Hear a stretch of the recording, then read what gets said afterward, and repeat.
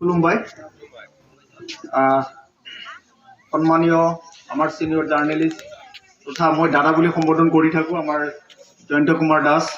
तेखेत एजन शिक्षाविद अकल जार्नेलिस्ट मात्र নহয় तेखेत एजन शिक्षाविद और एटा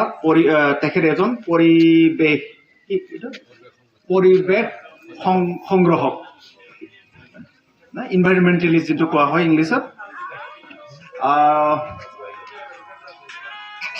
Consultant Dr. Subhash Rabha, more colleague, more CRCC Bondu Bandubi Hokol, all the senior CRCCs. Aro ei kidin matro amar promotion poa as an headmaster Dilip Prasad Sharma Dangoria,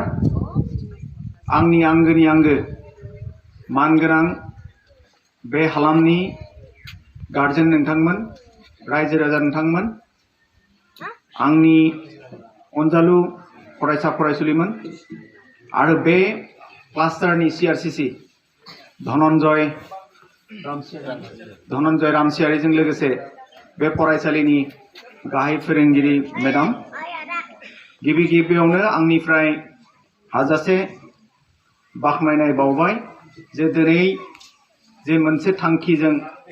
बिजाब बाख्रि बेखेवनाय जि हाबाफारि बे बिजाब बाख्रि बेखेवनाय हाबाफारियाव आं गावखौनो गाव बाहागो लानो मोननानै बिजाब फरायनांगौ किन्तु दानि जुगाव मानसिफ्रा बांद्राय बिजाब फरायला जों जेब्ला फरायसामोन बै समावहाय आंबो बर' मिडियाम फरायनाय गामिनि गोथौआवनो बर' मिडियाम फरायनानै गामिनि एलपि स्कुलावनो फरायनानै दिनैहाय सासे गोजौ थाखोनि बिबानगिरि जानो हादों किन्तु जों जेब्ला लेखा फरायोमोन बे समाव एसे आलदामोन माब्रैहाय आलदा होनोब्ला जे बै समावहाय जोङो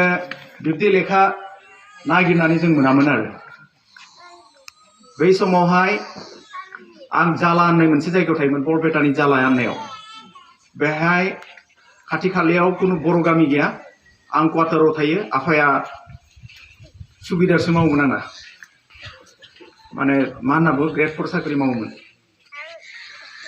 थेवब्लाबो जेब्ला जोङो एलपि स्कुलाव फरायनो थाङो होमब्ला आइया जोंनो मालाबा थाइसे थाइनै फैसा होयोमोन आरो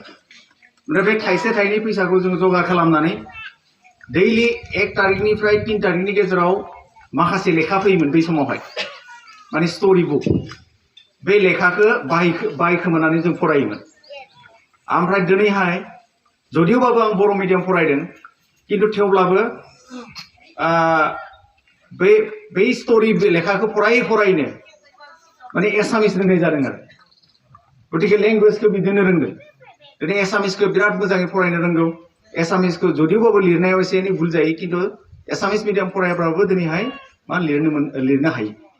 बेखायनो आं जोंनि आइ आफामोनखौ मोनसे गुरै खावलायनो लुबैगोन जे जोंनि गथ' गथायफोरनो जाग्रा मुवा बेसाद होआबालासिनो बिसोरनि बार्थडेफ्राव लेखा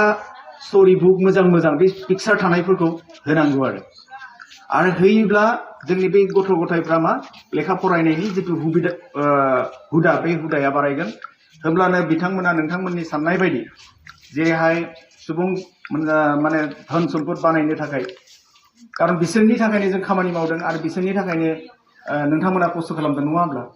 होमब्ला बे गावनि गथ' गथायफोरखौ मोजां सुबुं जानो थाखाय जोङो मा खालामनो हायो जे उन्दै समनिफ्रायनो जुदि बिथांमोनखौ जुदि जोङो लेखा फरायनायाव जुदि हुदा खालामनो हायोब्ला बिथांमोना सासे मोजां नोगोरारि जागोन होननानै आं सानो दिनै जोंहा न'खरा जोबोद गोरिबमोन जों बिदा फंबाय साथाम सासे फंबाया आंनि गुवाहाटी हाइकर्टआव उकिल मावो बेनिफ्राय सासे फंबाया आंना सासे बिजनेसमेन मिन्स बियो गुजरातआव थायो MBA पास जानानै दिनैहाय बियो गावहानो मोनसे फार्मासिस्ट कम्पानिनि बिगोमा जादों सासे नंखाय बांखाय सुबिदानि फिसालाजों गतिके बे किन्तु जोंहा फादारा मामोन जे आफाया जोंखौ एकदम माने माबा खालामबाय थायोमोन आरो मा होनो लेखा फरायनायाव एसे जोंखौ जायखिजाया रोखोमैबाबो मदद होयोमोन आरो बिनि थाखायनो दिनैहाय हयथ' आं सानो जे दिनै बे बिसिमहालागै जों सफैदों दा गमामायैनो जोबोद बाख्नायथाव बेयाव माने खामानि जादों जे बे फरायसालियाव दिनै अपेन जितु बिजाब बाख्रि बे अपेन बिजाब बाख्रि खालामनाय लोगो लोगोनो डेफिनेटलि बियो जितु सोरांनि जि बा गियाननि जि आलारि बाथि बे गियाननि आलारि बाथिया बेहाय जोंनाय बादि मोनदों आरो दा बेखायनो आङो गुरैयै नोंथांमोनखौ खावलायगोन बिमा बिफामोनखौ खावलायगोन जे बेलासेहाय जोंना गामि गामियाव मा नुनो मोनो दा जोंनि सेंग्राफोरखौ कालभार्टनि सेर सेराव जिरायनानै मबाइल थुथिंलाबायनायखौ नुनो मोनो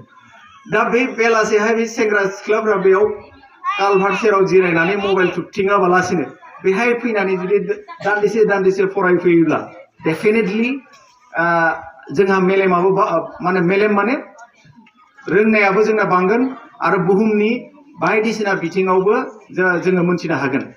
बेखायनो आङो मोनसे खावलायनाय थागोन जे जोंनि उन्दै उन्दै बे जोंना जुदि बेहाय दङ सेंग्राफोर दङ उन्दै उन्दै देरफुनायफोर दङ बिथांमोनखौ आं खावलायनो लुबैगोन जे बेलासे समावहाय अन्तत फैनानै गावनि फंबायमोनखौ लानानै बा गावनि सोरबाफोर जुदि दङब्ला जायफोर लेखा फरायो बेखौ दान्दिसे सम फैनानैबाबो एसे जुदि लेखाखौ नायोब्ला होमब्ला बे मोनसे मोजां हुदा जागोन आरो बे गामिनिफ्राय आं मिजिंथियो जे सानसे समावहाय बे गामिखौ रावबो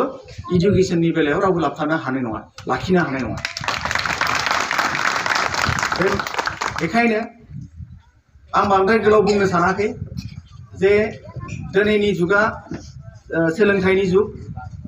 दा जोङो गोदोहाय जोङो आर्मियाव खारनो हायोब्लानो 1.5 किल'मिटार खारनो हायोब्लानो आर्मि मोनो जितु অতি কম খৰচত বাঁহেৰে বা কাঠেৰে যিখিনি অপচয় হোৱা বস্তু সেইখিনিৰে ই সুন্দৰ এটা ধাৰণা লৈ এই লাইব্ৰেৰীটো পুথিভঁৰালটো খুলিছে সঁচাকৈ প্ৰশংসনীয় যাৰ নেতৃত্বত নহওক সেই চিন্তানায়ককেইজনক মই প্ৰথমতে ধন্যবাদ জ্ঞাপন কৰিছোঁ কিছুমান বৃত্তি আছে যিবিলাক বৃত্তি সাধাৰণতে আজীৱন থাকে যেনেকৈ once teacher is always teacher এজন শিক্ষক হৈ যেতিয়া সোমায় শিক্ষকজন গোটেই জীৱনটো আজীৱন শিক্ষক হৈ থাকে এজন চিকিৎসক হ'লেও তেনেকুৱা আজীৱন চিকিৎসক হৈ থাকে আৰু সেই সূত্ৰে ব্যক্তিগতভাৱে যিয়ে নকৰক কৃষক হওক বা শিক্ষক হওক এনেকুৱা হয় আমি যেতিয়া কিছুমান বিশেষ প্ৰশিক্ষণত যাওঁ আমি ইয়াতে শিকি যাওঁ যিখিনি বেছিক শিকিব লগা হয় আমি শিকি যাওঁ আকৌ প্ৰশিক্ষণৰ পৰা আহি আমাক যিসকলে শিকাইছিলে আমি সেইসকলক দেখাব লগা হয় ঠিক শিকাব লগা বুলি ক'লে গুৰুসকলক শিকাবতো আমাৰ দৃষ্টিত নাথাকে গতিকে আমি যিখিনি নতুন ধাৰণা আহি যায় সেই সময়লৈকে সেই ধাৰণাখিনি আমি তেওঁলোকৰ আগত অৱগত কৰিব লগা হয় গতিকে খুব ভাল লাগিল আজিৰ অনুষ্ঠানটোত আহি আৰু সঁচাকৈ অভিভূত হৈছোঁ যিখিনি ধাৰণা লৈ আজি এই অনুষ্ঠানটোৰ আচলতে শিকিব লগা বহুত আছিলে আৰু মই নিজে শিকিছোঁ শিক্ষাৰ্থীসকল নিশ্চয় কিতাপবিলাক জাপি থ'লে যিটো এটা ধাৰণা থাকিব তেতিয়া নিশ্চয় দেখা পোৱাৰ লগে লগে কিতাপখন পঢ়িবলৈ মন যাব আৰু কিছু পাঠ্যপুথি যিখিনি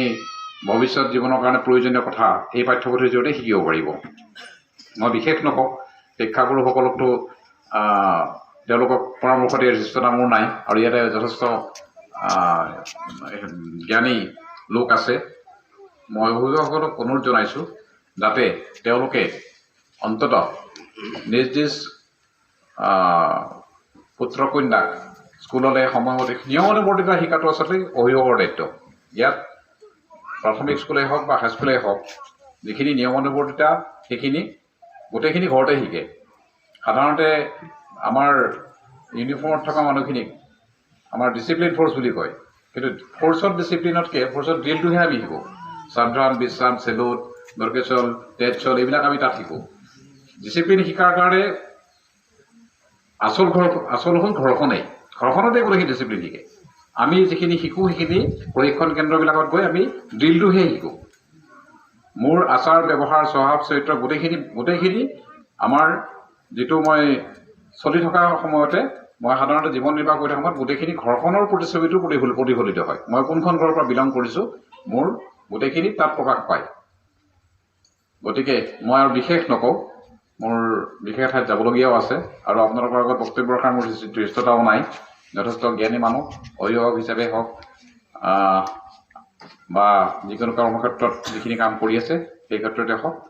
যথেষ্ট অভিজ্ঞ সকলো মই এইখিনিকে কৈ মোৰ ক'বলগীয়া সামৰিছোঁ ধন্যবাদ